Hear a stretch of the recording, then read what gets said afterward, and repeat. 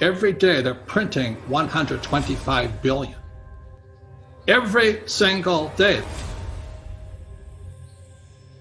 And they're going to print more and more money, which means savers are losers, just as I predicted. Your money is going to be worthless in a few years.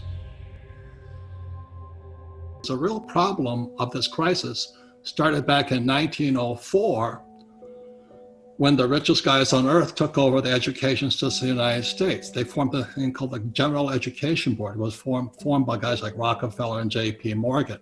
And what they pulled out of education was financial education.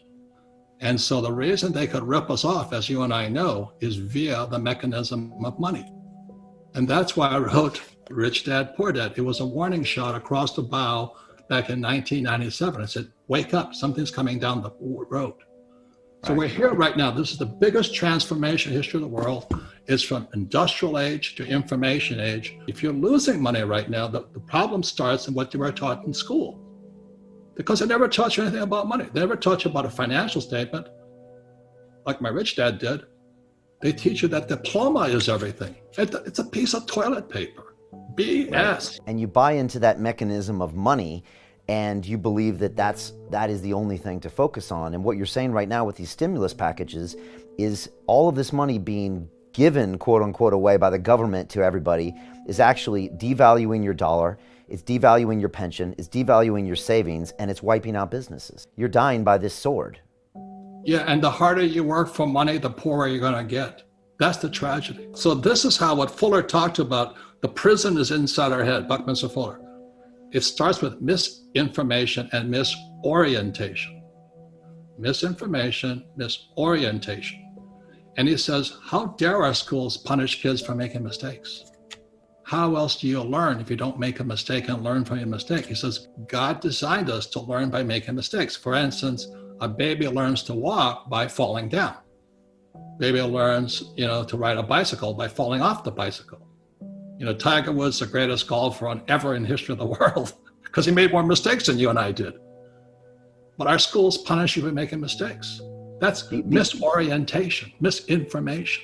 And that's because our schools were basically built to create workers that will do what you tell them to do because they value this thing called money. And they think that's going to allow them to live a life. And that's obviously completely wrong, because the rich don't work for money. The rich create their own wealth. And when a time like this happens, it becomes blatantly obvious what's going on with the people that are understanding money and the ones that aren't.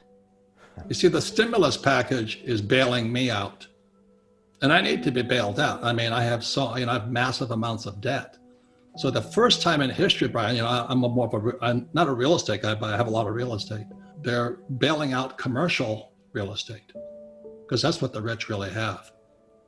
So, there's tall office buildings and shopping centers and all that, they're all collapsing right now. 2008, it was, those credit default swaps, it was for residential real estate. So they bailed them out. This next crash is for the hedge funds and private equity that invested in all this commercial real estate. So I have another $100 million project coming out, but I just got bailed out. I just got backed up by the Fed and the government. So that's why it's socialism for the rich. Unfortunately, there's capitalism for the poor middle class, those that work for money. You're on your own. Right. You run a small restaurant and you got to let go of your staff. You're no different than your staff right now.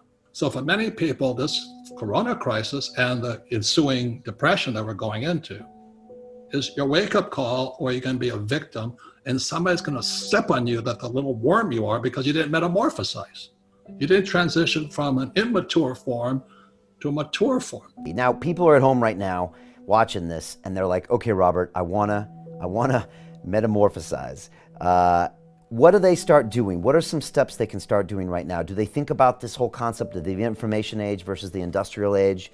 Do they think about how they start a business? Do they go back to the basics of Rich Dad, Poor Dad? What are some of the things they can do to really get some momentum and start getting out of that cocoon? Well, let me start again. The metamorphosis begins when you look in the mirror. And it's just like when I was going to blow this little boy's head off in Vietnam. I said, why am I doing this? Why am I going to kill this little 10-year-old boy? And he was a Viet Cong. I mean, I was justified by the rules of engagement to shoot him. But one day I went, why am I doing this? And if you're standing in front of the mirror today, with this coronavirus and looming depression, how did I get here is the question. What don't I know? What did my information, education, cultural background, what did not prepare me for today? That's where the transformation or the metamorphosis begins. You take responsibility. Everybody talks about rights, but we have personal responsibilities too. And unfortunately, our university systems have failed us miserably.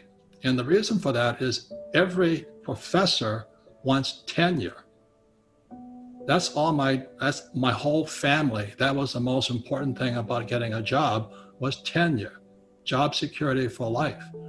And that's what they teach kids without knowing it. They teach kids that life is dangerous and you need to be protected.